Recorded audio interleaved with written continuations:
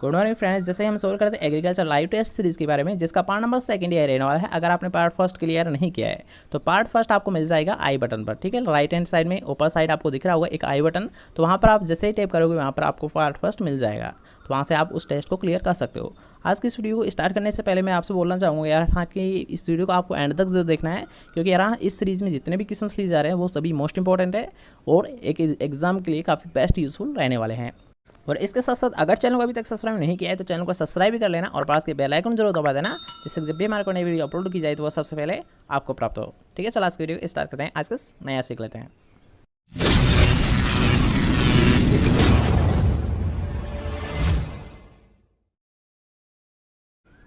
तो आज का हमारा फर्स्ट क्वेश्चन है 21 वाला, ठीक है। जैसे कि आज का हमारा फर्स्ट क्वेश्चन रहने वाला है कि निम्न में से कौन सी एक गरीब की गाय कहलाती है।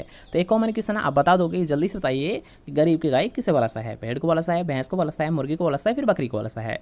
जल्दी से बताएंगे कि एक गरीब की गाय किसे बोलता है, भेड़ को, भैंस को, मुर्गी को या फिर बकरी को। जल्दी से बताएंगे कि आपका राइट आंसर कौन सा होगा।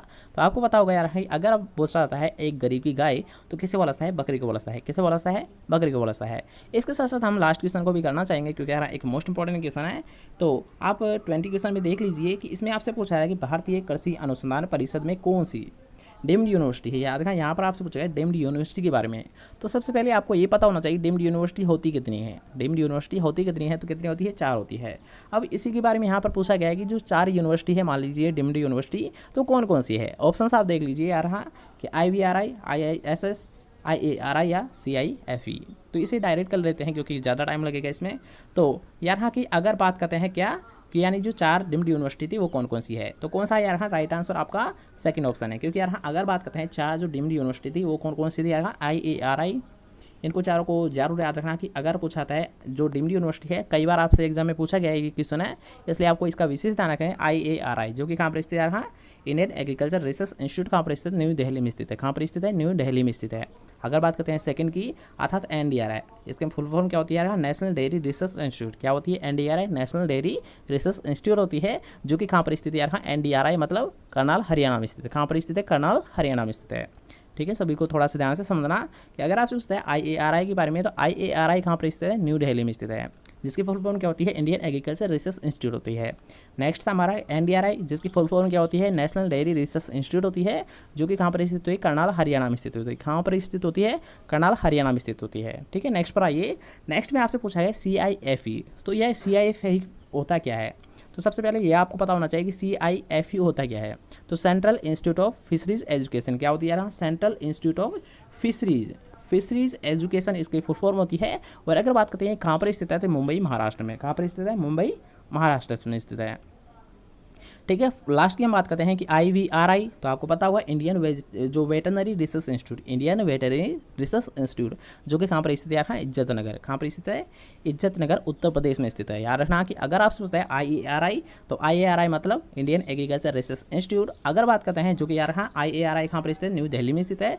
NDRI की अगर बात करते हैं तो NDRI का मतलब क्या होता है, नेशनल डेयरी रिसर्च इंस्टीट्यूट होता है, जो कि कहाँ पर स्थित होता है यार हाँ, करनाल हरियाणा में स्थित होता है। अगर बात करते हैं CIFE के बारे में, तो CIFE की फुल फॉर्म क्या होती है, central institute of fisheries education होती है, जो कि कहाँ पर स्थित है, मुंबई महाराष्ट्र में स्थित है। अगर बात करते हैं IVRI की, तो IVRI क्या होता है, इंडियन वेटनरी रिसर्च इंस्टीट्यूट होता है, जो कि कहाँ पर स्थित होता है, इज्जत नगर उत्तर प्रदेश में स्थित होता है। ठीक है, क्वेश्चन क्लियर हुआ यार हाँ, मोस्ट इंपॉर्टेंट क्वेश्चन था, इसे हमने क्लियर कर दिया है। अगर फिर भी आपको डाउट रहता है तो आप दोबारा से इस वीडियो को रिपीट कर सकते हो। ठीक है, तो चलो नेक्स्ट क्वेश्चन पर बढ़ते हैं। तो इस क्वेश्चन को हमने कर ही लिया है कि गरीब की गाय किसे बोलता है, बकरी को बोलता है। ठीक है, तो नेक्स्ट क्वेश्चन है कि केटल की नस्लें जो मुख्य रूप से शारीरिक कार्य के लिए जानी जाती है, तो वो किसके नाम से जाना है। तो जल्दी से बताइए इसका राइट आंसर क्या होगा। दुधारू नस्लों के नाम से जाना है, भार ढोने वाली नस्लों के नाम से जाना है, द्विप्रयोजनी नस्लों के नाम से जाना है, फिर इनमें से किसी नाम से नहीं जाना है। अर्थात वे नस्लें जो यार हाँ शारीरिक कार्य के लिए मुख्य रूप से पाली जाती है, उन्हें किस नाम से जाना है। दुधारू गाय की नस्लों से, भार ढोने वाली गाय की नस्लों के नाम से, द्विप्रयोजनी नस्लों के नाम से, फिर उपरोक्त में से कोई से नहीं। जैसा कि नाम से शुरू हो रहा है यार शारीरिक कार्य के लिए। ठीक है, जैसे कि शारीरिक कार्य के लिए, शारीरिक मतलब बाहर ढोने के लिए, अर्थात ये वे नस्लें यार जो कि शारीरिक कार्य के लिए मुख्य रूप से पाली जाती है उन्हें यार बाहर ढोने वाली नस्लों के नाम से जाना है, बाहर ढोने वाली नस्लों के नाम से जाना है। ठीक है, नेक्स्ट क्वेश्चन की ओर बढ़ते हैं। तो नेक्स्ट क्वेश्चन आपसे पूछा गया पार्श्वीकरण का सिद्धांत किसके द्वारा प्रतिपादित किया गया था, अर्थात यहाँ पार्श्वीकरण जो सिद्धांत था तो ये किसके द्वारा दिया गया था, तो जल्दी से बताएंगे। यहाँ निकोलस एपर्ट के द्वारा दिया गया था, लुईस पास्चर के द्वारा दिया गया था, एडवर्ड जेनर के द्वारा दिया गया था, फिर या इन सभी के द्वारा नहीं दिया गया था। जल्दी से बताएंगे रहा कि जो पास्चुराइजेशन है, ठीक है, जो पास्चुराइजेशन है तो ये सिद्धांत किसके द्वारा दिया गया था, एडवर्ड जेनर के द्वारा, निकोलस एपर्ट के द्वारा या फिर लुईस पास्चर के द्वारा। जल्दी से बताएंगे इनमें से कौन सा आपका राइट आंसर होगा। यहाँ पास्चुरीकरण, जैसे कि नाम से सुन रहा है, ये भी क्वेश्चन आपका गलत नहीं होना चाहिए। पास्चुरीकरण, पास्चुरी में ही उसका नाम छिपा है। तो जल्दी से बताएंगे कि ये सिद्धांत किसके द्वारा प्रतिपादित किया गया था, निकोलस एपर्ट के द्वारा, लुईस पास्चर के द्वारा, एडवर्ड जेनर के द्वारा, फिर इनमें से कोई से नहीं। तो जैसा कि हमने बताया हम नाम में ही इसका नाम छिपा हुआ है। ठीक है, पास्चुरीकरण मतलब पास्चर और पास्चर मतलब लुईस पास्चर के द्वारा यहाँ पास्चुरीकरण का सिद्धांत दिया गया था। पास्चुरीकरण मतलब पास्चर और पास्चर का मतलब लुईस पास्चर के द्वारा यहाँ पास्चुरीकरण सिद्धांत दिया गया था। ठीक है, नेक्स्ट क्वेश्चन की ओर बढ़ते हैं। तो नेक्स्ट क्वेश्चन आपसे पूछा है निम्न में से कौन सा रोग वायरस जनित रोग नहीं है। तो जल्दी से बताएंगे ऐसा कौन सा रोग है, ऐसी कौन सी डिजीज जो कि यहाँ वायरस के द्वारा फैलती नहीं है। पहले आप ऑप्शंस देख लीजिए, उसके अगर आपको राइट आंसर बताना है। जल्दी से पाएंगे कि कौन सा आपका राइट आंसर माना जाएगा। FMD डिजीज अर्थात food and mouth disease, rinderpest, para tuberculosis, छोटी माता। तो जल्दी से बताएंगे ऐसा कौन सा रोग है यहाँ जो वायरस के द्वारा नहीं फैलता है। FMD डिजीज़ जो कि मुख्यतः रूप से आपको पता होगा वायरस के द्वारा ही फैलता है, रिंडरपेस्ट जो भी यार हम वायरस के द्वारा ही फैलता है, पैरा ट्यूबरक्लोसिस की अगर बात करते हैं तो इसे अभी छोड़ दीजिए, और चिकन पॉक्स भी किसके द्वारा फैलता है, वायरस के द्वारा ही फैलता है। अर्थात आपका राइट आंसर कौन सा हो यार, पैरा ट्यूबरक्लोसिस। यार हाँ, पैरा जो ट्यूबरक्लोसिस है ये यार हाँ वायरस के द्वारा नहीं फैलता बल्कि किसके द्वारा फैलता है, बैक्टीरिया के द्वारा फैलता है। किसके द्वारा फैलता है, बैक्टीरिया जनित एक रोग होता है। ठीक है, क्वेश्चन क्लियर हुआ। अगर आपसे पूछता है यार हाँ जो FMD है, रिंडरपेस्ट है और छोटी माता है, अर्थात यार हाँ चिकन पॉक्स है, ये सब क्या होते हैं, वायरस जनित रोग होते हैं। लेकिन अगर बात करते हैं पैरा ट्यूबरक्लोसिस की, तो पैरा ट्यूबरक्लोसिस किसके द्वारा होता है, बैक्टीरिया के द्वारा होता है। किसके द्वारा होता है, बैक्टीरिया के द्वारा होता है।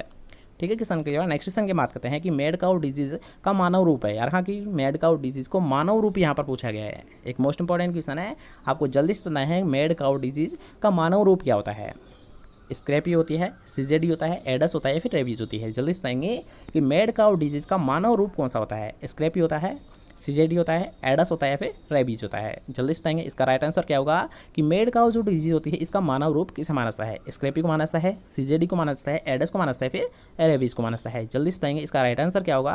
तो यहाँ अगर आप सोचते हैं मैड काउ डिजीज जो कि यहाँ एक मेन डिजीज होती है, किसकी होती है, काउ की होती है, जैसे नाम से स्टोर है मैड काउ डिजीज।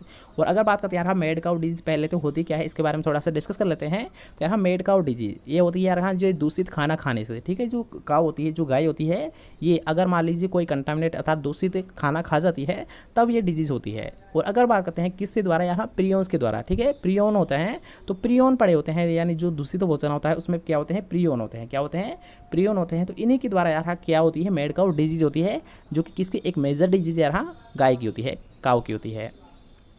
ठीक है, अब बात करते हैं इसके मानव रूप के बारे में। तो यहाँ मैड काउ डिजीज का जो मानव रूप है ये क्या होता है, CJD होता है। क्या होता है, CJD होता है। अब ये CJD होता क्या है इसके बारे में भी थोड़ा सा जानकारी ले लेते हैं। तो यहाँ CJD क्या होता है, तो थोड़ा सा ध्यान रखना कि CJD का जो फुल फॉर्म होता है ये होता है सी जैकब डिजीज। यार सी जैकब डिजीज के नाम से इसे जाना सा है। अब ये होती क्या है यार, इसमें अगर मान लीजिए CJD से कोई संक्रमित हो जाता है व्यक्ति, तो उसकी यहाँ 1 साल के अंतर डेथ हो जाती है। 1 साल के अंतर्गत क्या होती है, उसकी डेथ हो जाती है। और यहाँ न्यूरो डिजनरेशन, इसमें क्या होता है यार, न्यूरो डिजनरेशन की क्रिया होती है, जिसके कारण यहाँ मृत्यु हो जाती है व्यक्ति की। क्यों होती है यार कि इसमें यार न्यूरो डिजनरेशन की क्रिया होती है, उसी के कारण यार जो व्यक्ति है जिससे ये संक्रमित होता है, तो यार यानी CJD जिसको संक्रमित करता है वो क्या होता है, 1 साल में उसकी डेथ हो जाती है। क्यों हो जाती है, न्यूरो डिजनरेशन क्रिया के कारण। ठीक है, क्वेश्चन क्लियर हुआ। नेक्स्ट क्वेश्चन पर आ जाइए। तो नेक्स्ट क्वेश्चन आपसे पूछा गया मानव में रेबीज का संस्कार, अर्थात यार इसका जो ट्रांसमिशन है अर्थात वो संचार होता है ये किसके द्वारा होता है। जल्दी से बताएंगे, ये कॉमन क्वेश्चन है और एक इंपॉर्टेंट क्वेश्चन भी है, कई बार आपसे एग्जाम में पूछा गया है। तो रेबीज का संचार अर्थात जो ट्रांसमिशन किया ऐसा है ये किसके द्वारा किया ऐसा है, जल के द्वारा होता है, भोजन के द्वारा होता है, वायु के द्वारा होता है, फिर कुत्ते के काटने से होता है। जल्दी से बताएंगे कि रेबीज का संक्रमण अर्थात यार जो रेबीज का संचार होता है, ट्रांसमिशन होता है, ये किसके द्वारा होता है, जल के द्वारा होता है, भोजन के द्वारा होता है, वायु के द्वारा होता है, फिर कुत्ते के काटने से होता है। जल्दी से बताएंगे इसका राइट आंसर क्या होगा। मानव में जो रेबीज है इसका जो ट्रांसमिशन है अर्थात जो संचार है ये फैलता है, ये किससे फैलता है, जल से फैलता है, भोजन से फैलता है, वायु से फैलता है, फिर कुत्ते के काटने से फैलता है। जल्दी से बताएंगे। तो आपको पता होगा यार रेबीज़, तो रेबीज़ किसके होता है? कुत्ते के काटने से होता है। किससे होता है? कुत्ते के काटने से होता है। ठीक है, नेक्स्ट क्वेश्चन की ओर बढ़ते हैं। तो नेक्स्ट क्वेश्चन में एक अच्छा क्वेश्चन है, थोड़ा सा ध्यान से समझना कि नेक्स्ट क्वेश्चन आपसे पूछा गया जल स्त्रोतों में मल संक्रमण। जल स्त्रोतों में जो मल संक्रमण है तो इस स्तर का आपको पता लगाना है। तो इसके लिए आप किस सूचक के रूप में प्रयोग करोगे, अर्थात किसको आप सूचक के रूप में एक इंडिकेटर प्लांट के रूप में प्रयोग करोगे? जल्दी से बताएंगे। स्टेफाइलोकोकस को, बेसिलस को, स्टेफाइलोकोकस, फिकेलिस को, या फिर इनमें से कोई सा नहीं। जल्दी से बताएंगे कि जल स्त्रोतों में मल संक्रमण, जो मल संक्रमण होता है तो इसके स्तर का आपको पता लगाना है। तो किसे आप एक यानी इंडिकेटर के रूप में प्रयोग करोगे? जल्दी से बताएंगे। स्टेफाइलोकोकस को, बेसिलस को, स्टेफाइलोकोकस फिकेलिस को, या फिर इनमें से कोई सा नहीं। जल्दी से बताएंगे कि मल संक्रमण का स्तर पता लगाने के लिए आप किसको एक इंडिकेटर के रूप में प्रयोग करोगे? जल्दी से बताएंगे इसका राइट आंसर क्या होगा? ए, बी, सी या फिर डी? ए, बी, सी या फिर डी? जल्दी से बताएंगे कि मल संक्रमण का पता किसके द्वारा लगाया जाता है? तो किसके द्वारा लगाया जाता है? हाँ, स्टेफाइलोकोकस फिकेलिस के द्वारा। थर्ड ऑप्शन आपका राइट आंसर है, स्टेफाइलोकोकस फिकेलिस के द्वारा। किसके द्वारा किया जाता है? स्टेफाइलोकोकस फिकेलिस के द्वारा। ठीक है, नेक्स्ट क्वेश्चन की ओर बढ़ते हैं।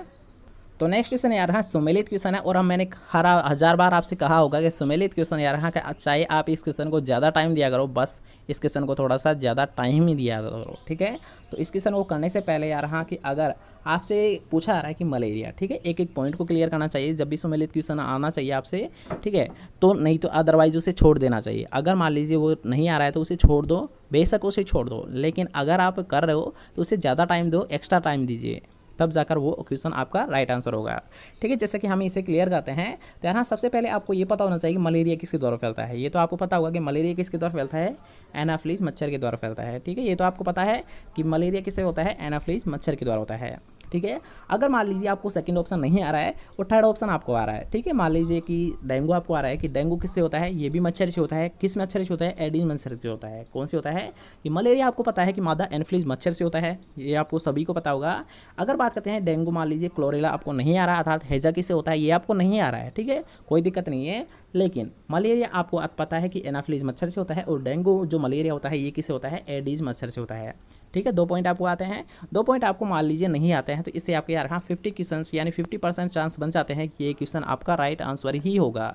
जैसे कि इन दोनों ऑप्शंस के अकॉर्डिंग हम बात करते हैं कि ए में आना चाहिए थर्ड ऑप्शन। ए में थर्ड ऑप्शन है, इन दोनों में है। ठीक है, तो इन क्वेश्चन के अलावा मान लीजिए ए इन दोनों में है, तो अर्थात इनमें से दोनों में से एक आपका राइट आंसर होगा। अब कैसे होगा? जैसे कि थर्ड ऑप्शन, ठीक है, जैसे कि हमने थर्ड ऑप्शन को क्लियर किया कि थर्ड ऑप्शन में क्या है? डेंगू है, एडिज है, दोनों में सेम है। ठीक है, इसमें दोनों सेम है। अगर नहीं होता तो आपका इजीली क्वेश्चन हो जाता, लेकिन यहाँ पर सेम दे रखा है तो इन दोनों में से है, आपकी 50% चांस बन गए हैं। लेकिन कैसे? अब आपको एक और पता लगाना ही होगा कि यार हाँ क्लोरेला, ठीक है, क्लोरेला अर्थात हैजा किससे फैलता है?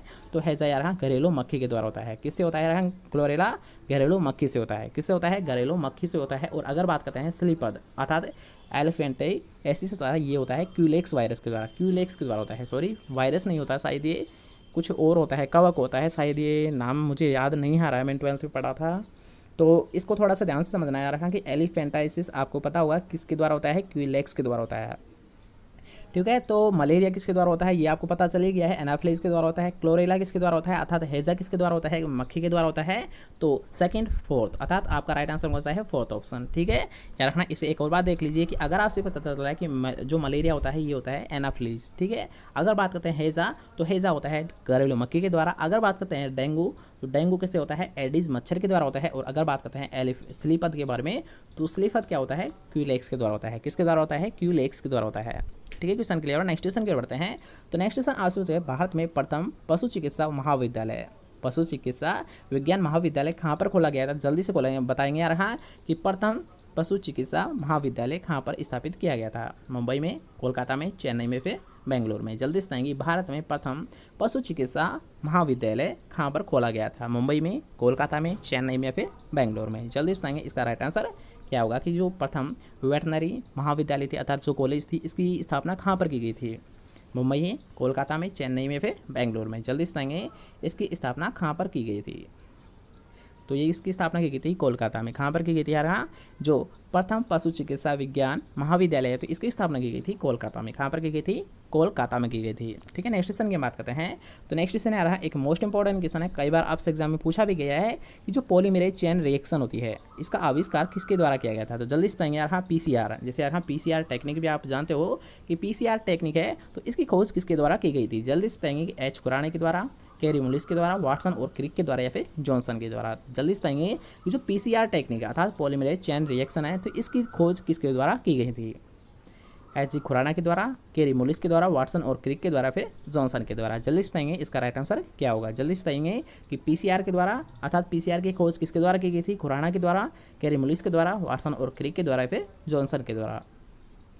जल्दी से बताएंगे इसका राइट आंसर क्या होगा? तो अगर आपसे पूछा था पीसीआर टेक्निक या पॉलीमरेज चेन रिएक्शन तो इसका आविष्कार किया गया था कैरी मुलिस के द्वारा। किसके द्वारा किया गया था? कैरी मुलिस के द्वारा किया गया था। PCR technique carry मुलिस, PCR technique carry मुलिस। ठीक है, क्वेश्चन क्लियर हुआ?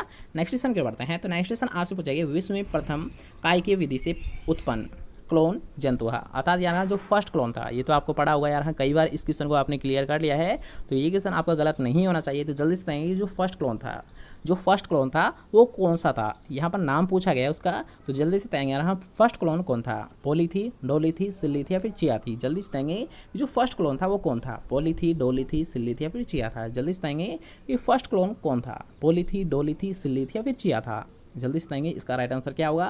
तो हमने बताया है, कई बार इस क्वेश्चन को क्लियर किया है कि जो फर्स्ट क्लोन है वो कौन सा है? डोली है, जो कि क्या होती है? एक भेड़ होती है। ठीक है, क्या होती है? डोली एक भेड़ होती है। और अगर बात करते हैं इसके यानी जो फर्स्ट क्लोन है इसको डेवलप किसके द्वारा किया गया था? ठीक है, ये क्वेश्चन भी आपसे कई बार एग्जाम में पूछा गया है कि जो डोली है तो इसको किसके द्वारा विकसित किया गया था? तो इसे किया गया था इयोन विल्मोट के द्वारा। किसके द्वारा किया गया था यार? हाँ, इयोन विल्मोट के द्वारा। किसके द्वारा?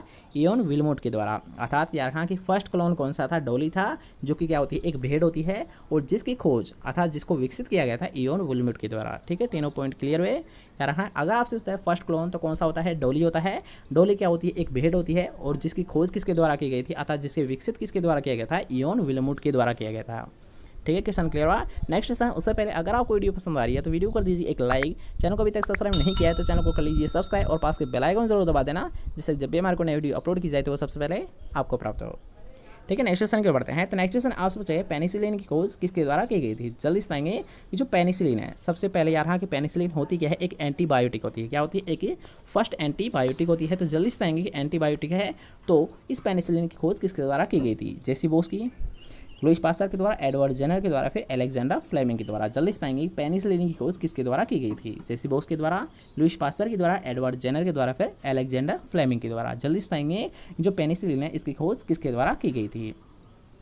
जल्दी से बताएंगे राइट आंसर क्या होगा? पेनिसिलिन की खोज किसके द्वारा की गई थी? लुईस पास्टर के द्वारा, जेसी बोस के द्वारा, एडवर्ड जेनर के द्वारा, फिर अलेक्जेंडर फ्लेमिंग के द्वारा। तो किसके द्वारा की गई थी यार? जो पेनिसिलिन है तो इसकी खोज की गई थी जो अलेक्जेंडर फ्लेमिंग है। ठीक है, अलेक्जेंडर फ्लेमिंग है तो इसी के द्वारा की गई थी। और ये क्या होती है यार? हाँ, पेनिसिलिन क्या होती है? फर्स्ट एंटीबायोटिक होती है। क्या होती है? फर्स्ट एंटीबायोटिक होती है, जिसकी खोज यार हाँ अलेक्जेंडर फ्लेमिंग की थी।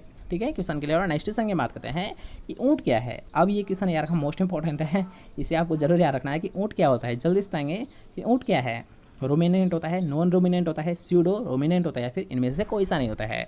जल्दी से रहा कि रोमिनेंट होता है, नॉन रिमोनेंट होता है, स्यूडो रोमिनेंट होता है, या फिर उपयुक्त में से कोई सा नहीं होता है? जल्दी से बताएंगे कि ऊँट क्या होता है।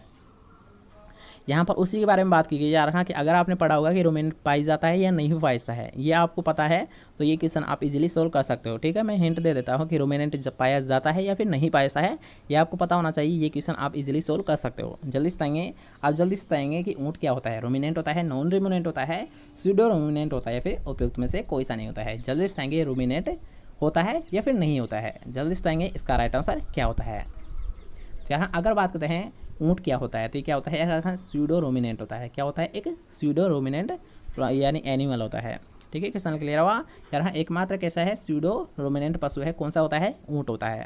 ठीक है, नेक्स्ट क्वेश्चन की ओर बढ़ते हैं।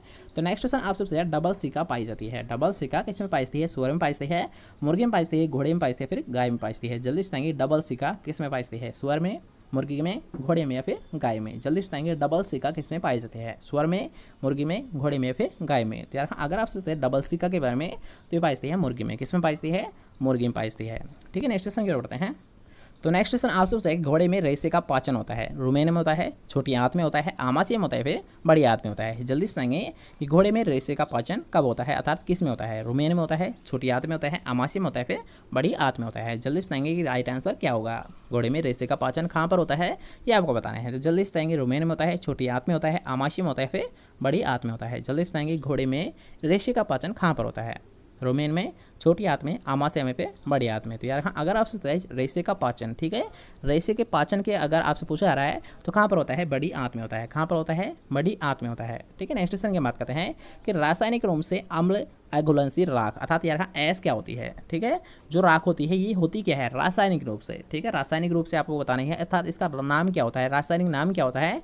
जल्दी से बताएंगे। राख का सिलिकॉन सल्फेट के नाम से जाना जाता है, शुद्ध सिलिकॉन होती है, सिलिकॉन ऑक्साइड के नाम से जाना जाता है, फिर उपरोक्त तीनों का मिश्रण होता है। जल्दी से बताएंगे राख होती क्या है, राख होती क्या है ये आपको बताना है। तो जल्दी से बताएंगे राख होती क्या है।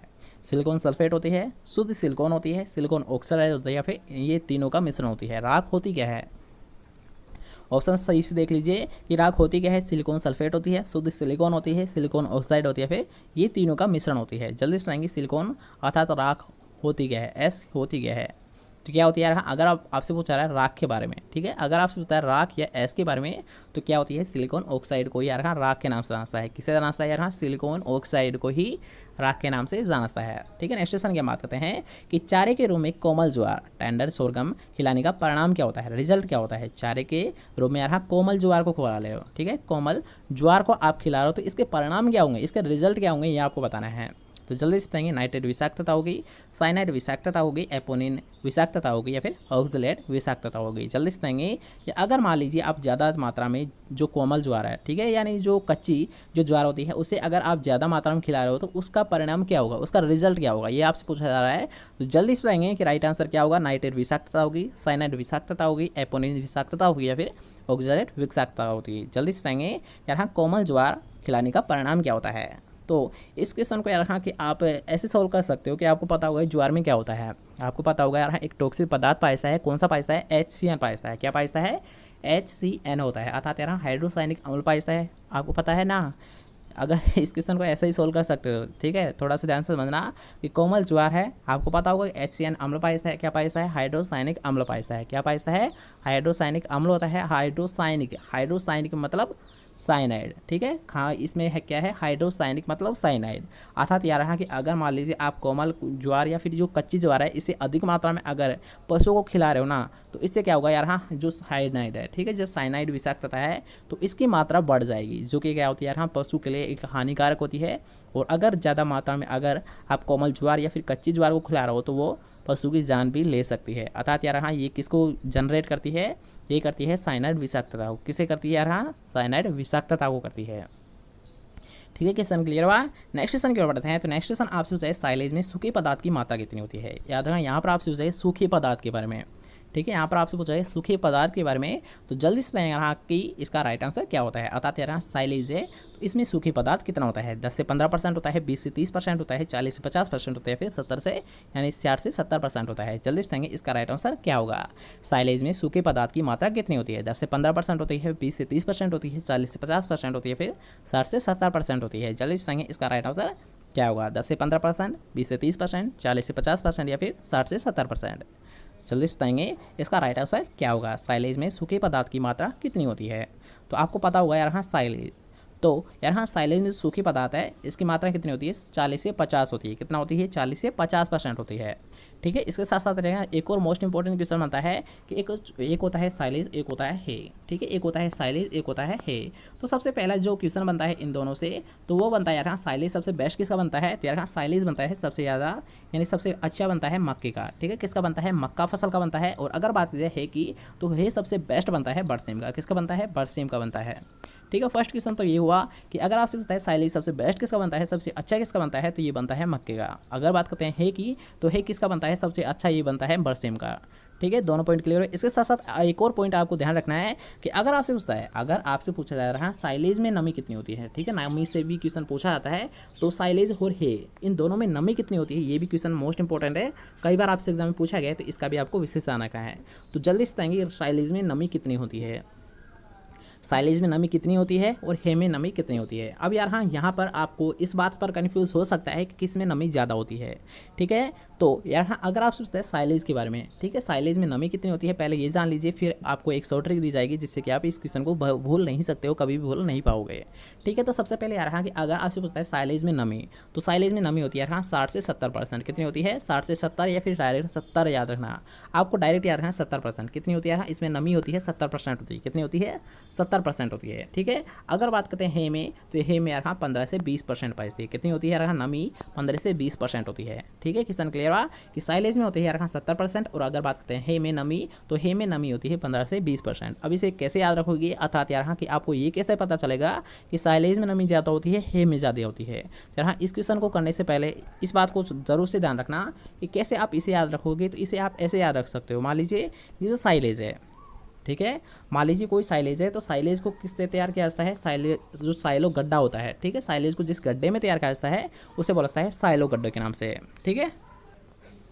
सॉरी, इस क्वेश्चन को दोबारा से समझते हैं कि उससे मैं काम करने के चला गया था, कुछ काम आ गया था, ठीक है। तो जैसे कि हम बात कर रहे थे कि साइलेज, ठीक है, तो साइलेज में जैसे कि हम बात कर रहे थे नमी के बारे में, ठीक है, नमी के बारे में, तो कैसे याद रखोगे?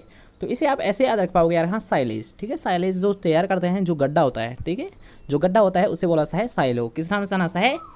साइलो के नाम से जाना जाता है। अर्थात यार हाँ, गड्ढे में तैयार किया जा रहा है, अर्थात गड्ढे में तैयार किया जाएगा तो इसमें नमी की मात्रा ज़्यादा होगी यार हाँ। कि अगर कैसे याद रखोगे इसे, कि साइलेज होता है गड्ढे में तैयार किया जाता है, और गड्ढे में तैयार करने के कारण यार हाँ इसमें क्या होती है? नमी की मात्रा ज़्यादा होती है, ठीक है, गड्ढे में तैयार किया जाता है, इसी के कारण यार हाँ नमी का ज़्यादा लॉस नहीं होता है, और साइलेज में यार हाँ नमी की मात्रा ज़्यादा होती है। अर्थात यार हाँ कि जो साइलो होता है, तो साइलेज होता है, तो साइलेज में कितनी होती है? 70% नमी होती है, और हे में कितनी होती है? हे में होती है यानी 15 से 20% होती है, ठीक है। क्वेश्चन क्लियर हुआ यार हाँ? ज़्यादा किस में होती है? साइलेज में होती है, क्योंकि यार हाँ उसको गड्ढे में तैयार किया जाता है, जबकि हे होता है तो इसे यार डायरेक्ट ही सुखा दिया जाता है, ठीक है, ऊपर सतह पर सुखा दिया जाता है ज़मीन की, इसलिए यार हाँ इसमें ज़्यादा जो नमी का लॉस हो जाता है। लेकिन यार हाँ साइलेज गड्ढे में तैयार किया जाता है, इसलिए उसमें नमी का लॉस ज़्यादा नहीं होता है, ठीक है। क्वेश्चन क्लियर हो? नेक्स्ट क्वेश्चन की ओर बढ़ते हैं। तो नेक्स्ट क्वेश्चन आपसे पूछा गया कि सूक्ष्म जीव विज्ञान और इम्यूनोलॉजी, सूक्ष्म जीव विज्ञान और इम्यूनोलॉजी का जनक किसे बोला जाता है? तो जल्दी से बताएंगे। लुईस पास्चर को बोला जाता है, एंटोन वान ल्यूमेनहोक को बोला जाता है, जोसेफ लिस्टर को बोला जाता है, फिर रॉबर्ट कोच को बोला जाता है। जल्दी से बताएंगे कि सूक्ष्म जीव विज्ञान और इम्यूनोलॉजी का जनक किसे बोला जाता है? जल्दी से बताएंगे इसका राइट आंसर क्या होगा, ए, बी, सी या फिर डी। जल्दी से बताएंगे कि सूक्ष्म जीव विज्ञान और इम्यूनोलॉजी का जनक किसे बोला जाता है? जल्दी से बताएंगे कौन सा होगा आपका राइट आंसर। तो यार हाँ, अगर आप सोचते हैं सूक्ष्म जीव विज्ञान और इम्यूनोलॉजी के बारे में, तो सूक्ष्म जीव विज्ञान और इम्यूनोलॉजी का जनक यार हाँ लुईस पास्चर को माना जाता है। किसे माना जाता है? लुईस पास्चर को माना जाता है, ठीक है। नेक्स्ट क्वेश्चन की ओर बढ़ते हैं। तो नेक्स्ट क्वेश्चन आपसे पूछ रहा है कि तंबाकू मोजेक वायरस की खोज किसके द्वारा की गई थी? तो जल्दी से बताएंगे कि तंबाकू मोजेक वायरस की खोज किसने की थी? एम.डब्ल्यू. बेंजरिक ने, लुईस पास्चर ने, एडवर्ड जेनर ने, या फिर रॉबर्ट कोच ने। जल्दी से बताएंगे कि तंबाकू जो मोजेक वायरस है TMV होता है, अर्थात तंबाकू मोजेक वायरस होता है, तो इसकी खोज किसके द्वारा की गई थी? बेंजरिक के द्वारा, लुईस पास्चर के द्वारा, एडवर्ड जेनर के द्वारा, फिर रॉबर्ट कोच के द्वारा। जल्दी से बताएंगे कि तंबाकू मोजेक वायरस की खोज किसके द्वारा की गई थी? तो किसके द्वारा की गई थी? हाँ, बेंजरिक के द्वारा की गई थी। किसके द्वारा की गई थी? बेंजरिक के द्वारा की गई थी, ठीक है। नेक्स्ट क्वेश्चन की बात करते हैं कि एडवर्ड जेनर पहले व्यक्ति थे जिन्होंने विकास किया। तो जल्दी से बताएंगे किसका विकास किया था? रेबीज वैक्सीन का इसने प्रयोग किया था, स्मॉल पॉक्स वैक्सीन का प्रयोग किया था, या फिर खुरमक्का और मुहैप्पका वैक्सीन का किया था, फिर इनमें से किसी का नहीं किया था? अर्थात यहाँ एडवर्ड जेनर ने किसका विकास किया था ये आपको बताना है। तो जल्दी से बताएंगे रेबीज वैक्सीन का किया था, स्मॉल पॉक्स वैक्सीन का किया था, खुरपक्का और मुहैप्पका वैक्सीन का किया था, इनमें से किसी का नहीं किया था। जल्दी से बताएंगे कि एडवर्ड जेनर ने किसका विकास किया था? रेबीज वैक्सीन का, स्मॉल पॉक्स वैक्सीन का, खुरपक्का और मुहैप्पका वैक्सीन का, फिर इनमें से कोई नहीं। जल्दी से बताएंगे इसका राइट आंसर क्या होगा? जल्दी से बताइए। तो अगर आप सोचते हैं एडवर्ड जेनर के बारे में, तो एडवर्ड जेनर ने जो खोज की थी ये की थी स्मॉल पॉक्स वैक्सीन की। किसकी खोज की थी? किसका विकास किया था? ये किया था स्मॉल पॉक्स वैक्सीन की, ठीक है। नेक्स्ट क्वेश्चन की ओर बढ़ते हैं। तो नेक्स्ट क्वेश्चन आपसे पूछ रहा है माइकोलॉजी में अध्ययन कैसा है? तो जल्दी से बताएंगे, इस क्वेश्चन को भी हमने कई बार क्लियर कर लिया है। तो जल्दी से बताएंगे माइकोलॉजी में किसका अध्ययन कैसा है? जीवाणु का अध्ययन कैसा है? वायरस का अध्ययन कैसा है? कवक का अध्ययन कैसा है? फिर परजीवी का अध्ययन कैसा है? जल्दी से बताएंगे कि माइकोलॉजी में अध्ययन किसका कैसा है? जीवाणु का कैसा है? वायरस का कैसा है? कवक का कैसा है? फिर परजीवी का कैसा है? जल्दी से बताएंगे कि माइकोलॉजी में अध्ययन किसका कैसा है? माइकोलॉजी में, ठीक है, माइकोलॉजी में आपसे पूछा गया है तो किसका अध्ययन कैसा है? कवक का कैसा है? किसका कैसा है? कवक का अध्ययन कैसा है? किसका किया जाता है? कवक का अध्ययन किया जाता है। इसके साथ साथ आपको एक और पॉइंट याद रखना है कि माइकोलॉजी के साथ साथ अगर आपसे पूछता है माइकोलॉजी में अध्ययन, तो माइकोलॉजी में अध्ययन यार कवक का किया जाता है, लेकिन अगर आपसे पूछता है फाइकोलॉजी, ठीक है, एक होता है माइकोलॉजी, एक होता है फाइकोलॉजी। तो फाइकोलॉजी में किया जाता है यार शैवालों का अध्ययन, ठीक है, किसका अध्ययन किया जाता है? फाइकोलॉजी में शैवालों का अध्ययन किया जाता है। किसका किया जाता है? शैवालों का अध्ययन किया जाता है। और माइकोलॉजी में किसका किया जाता है? कवक का किया जाता है। ठीक है, क्वेश्चन के याद रहेगा यार कि अगर आप सोचते हैं माइकोलॉजी, तो माइकोलॉजी में किया जाता है कवक का अध्ययन, और फाइकोलॉजी में किसका अध्ययन किया जाता है? शैवालों का अध्ययन किया जाता है। ठीक है, क्वेश्चन क्लियर। और नेक्स्ट क्वेश्चन की बात करते हैं, तो नेक्स्ट क्वेश्चन आपसे पूछा गया पियर एंटोनियो माइकेली किस विज्ञान का जनक माना जाता है? जैसे कि हमने इस वीडियो को यानी इस क्वेश्चन को हमने कल ही सोल्व किया है, तो ये क्वेश्चन आपका गलत नहीं होना चाहिए। तो जल्दी से पाएंगे कि पी.ए. माइकेली किस विज्ञान का जनक माना जाता है? वायरस विज्ञान का, जीवाणु विज्ञान का, पैरासाइटोलॉजी का, या फिर कवक विज्ञान का? जल्दी से पाएंगे कि जो माइकेली है ये किस विज्ञान का जनक माना जाता है? जल्दी से पाएंगे कि पी.ए. माइकेली या फिर पियर एंटोनियो माइकेली किस विज्ञान का जनक माना जाता है? तो जैसे कि हमने कल ही बताए थे हाँ कि कवक, ठीक है, कवकों का अध्ययन क्या कहलाता है? माइकोलॉजी कहलाता है। और अगर आपसे पूछता है कवक के यानी कवक विज्ञान है, तो इसके जनक किसे माना जाता है? तो इसके जनक माना जाता है पी.ए. माइकेली को या फिर पीटर एंटोनियो माइकेली को बोला जाता है। ठीक है, क्वेश्चन क्लियर रहा कि जो माइकेली है ये किस विज्ञान का जनक है? ये होता है कवक विज्ञान का। किसका होता है? कवक विज्ञान का जनक होता है। ठीक है, नेक्स्ट क्वेश्चन की बात करते हैं कि निम्नलिखित में से एक एसिड फास्ट जीवाणु के कारण होता है, ये आपको बताना है। तो जल्दी से पाएंगे कि ऐसी कौन सी डिजीज जो क्या रहा एसिड फास्ट, ठीक है, एसिड फास्ट जीवाणु के द्वारा होती है। जल्दी से पाएंगे क्षयरोग होता है, टीबी होती है यानी ब्रूसेलोसिस होती है, फिर हेमोरेजिक सेप्टिसीमिया होती है, फिर ब्लैक क्वार्टर होती है। जल्दी से पाएंगे कि ऐसी कौन सी डिजीज है जो कि एसिड फास्ट जीवाणु के द्वारा फैलती है? टीबी होती है, ब्रूसेलोसिस होती है, हेमोरेजिक सेप्टिसीमिया होती है, फिर ब्लैक क्वार्टर होती है। जल्दी से पाएंगे इसका राइट आंसर क्या होगा? ए, बी, सी या फिर डी? ए, बी, सी या फिर डी? जल्दी से पाएंगे आपका राइट आंसर क्या होगा? टीबी होती है, ब्रोसोलोसिस होता है, हेमोरेजिक सेप्टिसीमिया होता है, फिर ब्लैक क्वार्टर होता है। अर्थात एसिड फास्ट जीवाणु के द्वारा कौन सा रोग होता है? तो कौन सा होता है? टीबी रोग होता है, अर्थात क्षय रोग होता है। कौन सा रोग होता है? टीबी या क्षय रोग होता है। ठीक है, क्वेश्चन क्लियर हुआ? नेक्स्ट क्वेश्चन पर बढ़ते हैं। तो नेक्स्ट क्वेश्चन आपसे पूछा गया यार प्रतिकूल परिस्थितियों में किसकी सहायता से जीवाणु निजात पाते हैं? प्रतिकूल परिस्थितियों में किसकी सहायता से जीवाणु निजात पाते हैं? कैप्सूल होता है, एल्फेज होती है, फ्लैजेला होता है, या फिर स्पोर होता है? जल्दी बताएंगे कि प्रतिकूल परिस्थितियों में, ठीक है, जब यहाँ प्रतिकूल परिस्थिति होती है तो जीवाणु किसके द्वारा निजात पाते हैं? कैप्सूल के द्वारा, एल्फेज के द्वारा, फ्लैजेला के द्वारा, या फिर स्पोर्स के द्वारा? जल्दी बताएंगे कि आपका राइट आंसर क्या होगा? प्रतिकूल परिस्थितियाँ किसकी सहायता से जीवाणु निजात पाते हैं? कैप्सूल के द्वारा, एल्फेज के द्वारा, फ्लैजेला के द्वारा, फिर स्पोर्स के द्वारा? तो किसके द्वारा पाते हैं यार हाँ? जीवाणु जो निजात पाते हैं ये पाते हैं स्पोर्स के द्वारा। किसके पाते हैं यार हाँ? ये जीवाणु जो निजात पाते हैं ये पाते हैं स्पोर्स के द्वारा। ठीक है, नेक्स्ट क्वेश्चन की ओर बढ़ते हैं। तो नेक्स्ट क्वेश्चन आपसे पूछेगा एंटीबायोटिक किसका उत्पाद होती है? अर्थात यहाँ जो प्रोडक्ट होता है एक बाई प्रोडक्ट होता है। ठीक है, एंटीबायोटिक्स क्या होती है? एक बाई प्रोडक्ट होता है। ये किसका होता है? लेकिन यहाँ पर यही पूछा गया है कि एंटीबायोटिक्स किसका प्रोडक्ट होता है, यही तो आपसे पूछा गया है। तो जल्दी से बताएंगे जो एंटीबायोटिक्स है ये होती क्या है? जीवाणु और कवक का उत्पाद होता है, अर्थात बाई प्रोडक्ट होता है। कवक और परजीवी का बाई प्रोडक्ट होता है, परजीवी और जीवाणु का बाई प्रोडक्ट होता है, फिर कवक और वायरस का बाई प्रोडक्ट होता है। जल्दी से बताएंगे यार हाँ कि एंटीबायोटिक्स होती क्या है? जल्दी बताएंगे कि जीवाणु और कवक का बाई प्रोडक्ट होता है, कवक और परजीवी का बाई प्रोडक्ट होता है, परजीवी और जीवाणु का बाई प्रोडक्ट होता है, फिर कवक और वायरस का बाई प्रोडक्ट होता है। जल्दी बताएंगे इसका राइट आंसर क्या होगा? अर्थात एंटीबायोटिक्स होती क्या है ये आपको बताना है। तो जल्दी बताएंगे कि इसका राइट आंसर होता क्या है। यार अगर आपसे पूछता है एंटीबायोटिक्स, अगर आपसे पूछता है एंटीबायोटिक्स के बारे में तो क्या होते हैं यार हाँ? ये होते हैं जीवाणु और कवक के बाई प्रोडक्ट होते हैं। क्या होते हैं एंटीबायोटिक्स? ये होती है जीवाणु और कवक के बाई प्रोडक्ट होते हैं। ठीक है, नेक्स्ट क्वेश्चन की हम बात करते हैं। तो नेक्स्ट क्वेश्चन आपसे पूछेगा लायोफिलाइजेशन। लायोफिलाइजेशन किसकी विधि है ये आपको बताना है। लायोफिलाइजेशन, एक बार देख लीजिए वर्ड को, यहाँ पर आपसे पूछा गया लायोफिलाइजेशन किसकी विधि होती है? जीवाणु को चयन करने की, जीवाणु को नष्ट किया जाता है इसके द्वारा, या फिर जीवाणु को उत्पन्न करने की एक विधि होती है, या फिर जीवाणु का भंडारण करने की एक विधि होती है? जल्दी से बताएंगे कि लायोफिलाइजेशन किसका मेथड होता है, किसकी विधि होती है? जीवाणु की चयन करने की, जीवाणु को नष्ट करने की, जीवाणु को उत्पन्न करने की, फिर जीवाणु का भंडारण करने की? जल्दी से बताएंगे कि लायोफिलाइजेशन होती क्या है। तो यार हाँ अगर बात करते हैं लायोफिलाइजेशन तो ये होती है जीवाणु का भंडारण करने की। क्या होती है यार हाँ? एक विधि होती है जीवाणु के भंडारण करने की, जीवाणु का स्टोरेज करने की। ठीक है, नेक्स्ट क्वेश्चन की ओर बढ़ते हैं। तो नेक्स्ट क्वेश्चन आपसे पूछा है किस विधि में जीवाणु से जीवाणु के बीच आनुवंशिक पदार्थ का स्थानांतरण होता है? यहाँ पर आपसे क्वेश्चन में पूछा गया है, क्वेश्चन को थोड़ा सा ध्यान से समझिए कि क्वेश्चन है आपसे पूछा है जीवाणु से जीवाणु के मध्य, जीवाणु से जीवाणु के बीच आनुवंशिक पदार्थ है तो इसका स्थानांतरण होता है, यानी कौन सी ऐसी विधि है जिसके द्वारा यहाँ आनुवंशिक पदार्थ एक जीव से दूसरे जीवाणु में चला जाता है? अर्थात वो कौन सी क्रिया होती है ये आपको बतानी है। तो जल्दी से पाएंगे ट्रांसफॉर्मेशन के द्वारा, ट्रांसडक्शन के द्वारा, सेल कंजक्शन के द्वारा, फिर इन सभी के द्वारा? जल्दी से पाएंगे कि जीवाणु से जीवाणु के बीच आनुवंशिक पदार्थ का स्थानांतरण किस विधि के द्वारा होता है? ट्रांसफॉर्मेशन के द्वारा, ट्रांसडक्शन के द्वारा, सेल कंजक्शन के द्वारा, फिर इन सभी के द्वारा। जल्दी से बताएंगे कि जीवाणु से जीवाणु के बीच आनुवंशिक पदार्थ का स्थानांतरण होता है ट्रांसफॉर्मेशन के द्वारा, ट्रांसडक्शन के द्वारा, सेल कंजक्शन के द्वारा, फिर इन सभी के द्वारा। जल्दी से बताएंगे कि आपका राइट आंसर क्या होगा। तो यहाँ अगर आप सोचते हैं जीवाणु से जीवाणु के बीच, तो जीवाणु से जीवाणु के बीच जो आनुवंशिक पदार्थों का स्थानांतरण होता है ये होता है यार हाँ, ये सभी के द्वारा होता है। ट्रांसफॉर्मेशन के द्वारा होता है, ट्रांसडक्शन के द्वारा होता है, सेल कंजक्शन के द्वारा होता है, अर्थात इन सभी के द्वारा आनुवंशिक पदार्थों का एक जीव से दूसरे जीवों में स्थानांतरण हो जाता है। ठीक है, नेक्स्ट क्वेश्चन की ओर बढ़ते हैं।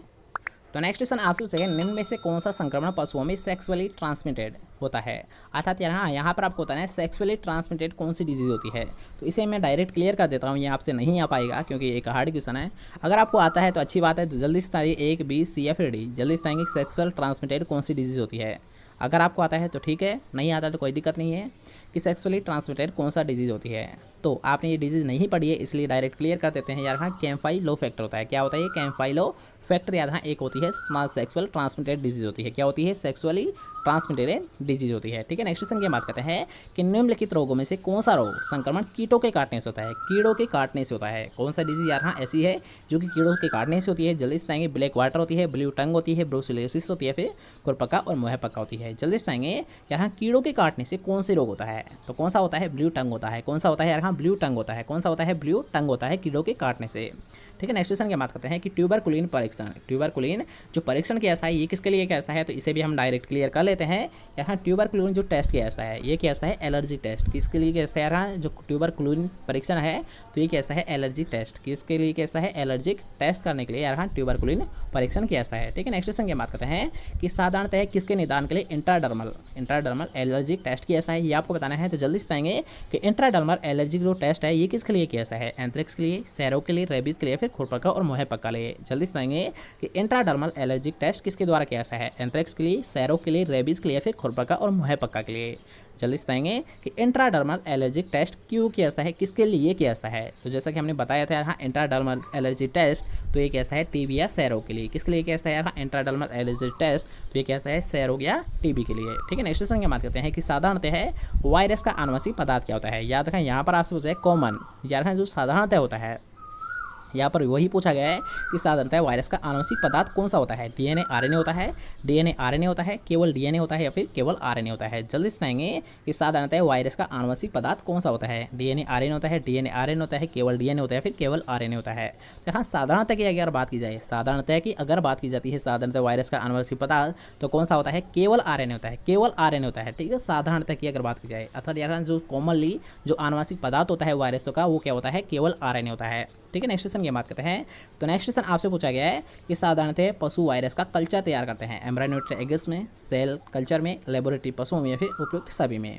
साधारणतः पशु वायरस कल्चर तैयार करते हैं एम्ब्रायोनिक एग्स में, सेल कल्चर में, लेबोरेटरी पशुओं में या फिर उपयुक्त सभी में। तो इसका राइट आंसर है उपयुक्त सभी। अर्थात यहाँ जो वायरस का कल्चर है ये सभी में तैयार किया जाता है, एम्ब्रायोनिक एग्स में भी, सेल कल्चर में भी और लेबोरेटरी पशुओं में भी। ठीक है, नेक्स्ट क्वेश्चन की ओर बढ़ते हैं। तो नेक्स्ट क्वेश्चन आपसे पूछा है क्रोनिक वेस्टिंग डिजीज कहलाता है। अर्थात ऐसा कौन सा रोग है यार हाँ, क्रोनिक वेस्टिंग डिजीज के नाम से जिसे जाना जाता है, क्रोनिक वेस्टिंग डिजीज के नाम से जिसे जाना जाता है। याद रखना कि क्रोनिक वेस्टिंग डिजीज के नाम से किसे जाना जाता है। तो जल्दी से बताएंगे इसका राइट आंसर क्या होगा, ब्लैक वाटर को जाना जाता है, खुरपका एवं मुहपका रोग को जाना जाता है, मेड काउ डिजीज को जाना जाता है, फिर हेमारिक सेप्टिसीमिया को जाना जाता है। जल्दी से बताएंगे क्रोनिक वेस्टिंग डिजीज किस नाम से जाना जाता है, क्रोनिक वेस्टिंग डिजीज किसके नाम से जाना जाता है। जल्दी से बताएंगे ब्लैक वाटर को जाना जाता है, खुरपका मुहपका को जाना जाता है, मेड काउ डिजीज को जाना जाता है, फिर हेमोरिज सेप्टिसीमिया को जाना जाता है। जल्दी से बताएंगे कि क्रोनिक वेस्टिंग डिजीज के नाम से किसे जाना जाता है। तो कौन सी होती है, हाँ ये बोला जाता है मेड काउ डिजीज को। यार हाँ कि मेड काउ डिजीज है, इसी का सेकंड नाम क्या है, क्रोनिक वेस्टिंग डिजीज होती है। क्या होती है, क्रोनिक वेस्टिंग डिजीज होती है। ठीक है, क्वेश्चन क्लियर है। नेक्स्ट क्वेश्चन की ओर बढ़ते हैं। तो नेक्स्ट क्वेश्चन आपसे पूछा गया निम्नलिखित वायरसों में से कौन से वायरस मुख्य रूप से जंतुओं में गठाने अर्थात ट्यूमर्स के लिए उत्पन्न करते हैं। ट्यूमर्स कौन उत्पन्न करता है, तो इसको भी हम डायरेक्ट क्लियर कर लेते हैं कि यार हाँ कौन सा वायरस ऐसा होता है जो कि यार हाँ ट्यूमर्स उत्पन्न करता है। तो कौन सा होता है, रेट्रो वायरस होता है। कौन सा होता है यार हाँ, जो कि ट्यूमर पैदा करता है वो होता है रेट्रो वायरस। ठीक है, नेक्स्ट क्वेश्चन की बात करते हैं जो कि यार हाँ एक मोस्ट इंपॉर्टेंट क्वेश्चन है, कई बार आपसे एग्जाम में पूछा भी गया है कि वायरस जो जीवाणु पर वृद्धि करते हैं अर्थात यार हाँ वे वायरस जो कि यार हाँ जीवाणु का भोजन करते हैं अर्थात जीवाणु को मार देते हैं, उनको किस नाम से जाना जाता है, उन वायरस को किस नाम से जाना जाता है, ये आपको बताना है। तो जल्दी से बताएंगे कि वीरियंस के नाम से जाना जाता है, वायरोइड्स के नाम से जाना जाता है, पीरियंस के नाम से जाना जाता है, फेजेस के नाम से जाना जाता है। जल्दी से पाएंगे कि वे वायरस जो कह रहा है जीवाणु का भक्षण करते हैं। मैं डायरेक्ट बता देता हूँ कि वे वायरस जो कह रहा है जीवाणु का भक्षण करते हैं तो उसे किस नाम से जाना जाता है। जल्दी से पाएंगे प्रियोन्स के नाम से, विरियोन्स के नाम से, विरोइड के नाम से, फिर फेजेस के नाम से। जल्दी से पाएंगे किस नाम से जाना जाता है। वायरस जो जीवाणु का भक्षण करते हैं अर्थात यहाँ जीवाणु को वृद्धि करते हैं फिर जीवाणु का भक्षण करते हैं, उस वायरस को किस नाम से जाना जाता है।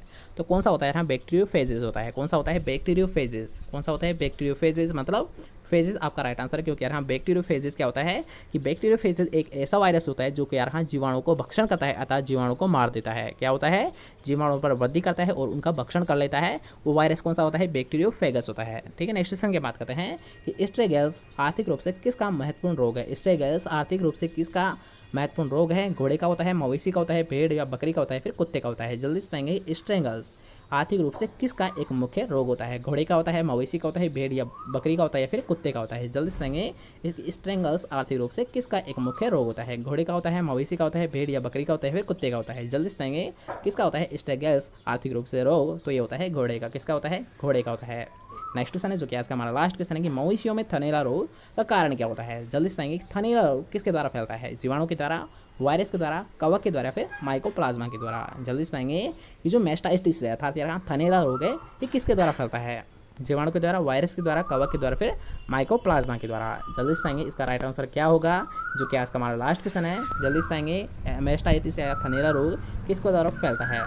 तो किसके द्वारा फैलता है यार हाँ ये फैलता है जीवाणु के द्वारा। किसके द्वारा फैलता है जीवाणु के द्वारा फैलता है अर्थात यार जो थनैला रोग है जो क्या होता है थनों से संबंधित होता है, ये होता है जीवाणु के द्वारा। और नेक्स्ट क्वेश्चन की भी हम बात कर लेते हैं क्योंकि यार ये भी एक इंपॉर्टेंट क्वेश्चन है, कई बार आपसे एग्जाम में पूछा गया है, इसलिए इसका भी हम डिस्कस कर लेते हैं कि भारत में मवेशियों में किस रोग का हाल ही में उन्मूलन कर दिया गया है अर्थात यार इरेडिकेटेड कौन से रोग को कर दिया गया है ये आपसे पूछा गया है। तो जल्दी से बताइए कैसा कौन सा रोग है जिसे इरेडिकेट कर दिया गया है। ब्लैक वाटर को, एफएमडी को, रिंडरपेस्ट को या फिर एचएस को। जल्दी से बताएंगे कि भारत में जो यानी मवेशियों में किस रोग का हाल ही में उन्मूलन अर्थात यार यहाँ कौन सा ऐसा रोग है जिसे इरेडिकेटेड कर दिया गया है। रिंडरपेस्ट को, ब्लैक वाटर को, एफएमडी को या फिर एचएस को। तो कौन सा होता है यार हाँ ये होता है रिंडरपेस्ट अर्थात यार हाँ रिंडरपेस्ट ऐसा डिजीज है जिसका हाल ही में उन्मूलन अर्थात इरेडिकेटेड कर दिया गया है। ठीक है, तो आज के लिए बस इतना ही। कैसा लगा आज का वीडियो कमेंट करके जरूर बताएं। और अगर आपको वीडियो पसंद आया तो वीडियो कर दीजिए एक लाइक, इस वीडियो कर दीजिए अपने दोस्तों के साथ ज़्यादा से ज़्यादा शेयर और चैनल को अभी तक सब्सक्राइब नहीं किया है तो चैनल को लीजिए सब्सक्राइब। मिलता है नेक्स्ट टाइम बहुत टॉप से, जब तक ले Jai Hind, bye bye, take care.